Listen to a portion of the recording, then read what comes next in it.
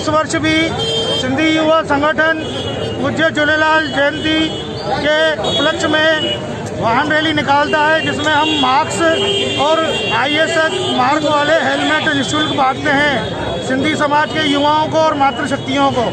इस बार भी यह प्रोग्राम किया जा रहा है कोविड-19 की पालना करते हुए।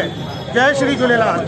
ये रैली कहाँ से कहाँ तक निकलेगी? ये रैली पूज्य झूलेलाल मंदिर डिगी बाजार से होके Plaza Cinema, New Majestic, Clock Tower, Azad Halwai, Madari gate, नला बाजार, दरगाह बाजार, दान मंडी और पूज्य झूलेलाल मंदिर दिल्ली गेट पर समापन होगी।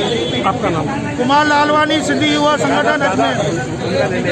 सिंधी युवा संगठन की तरफ से अपने झूलेलाल जयंती के उपलक्ष्य में एक वाहन रैली निकाली जाती है, जो हर साल निकाली जाती है। उसमें सिर्फ दुपहिया वाहन ही होंगे और उसमें सबको हेलमेट और मास्क यह फ्री दिया जाएगा।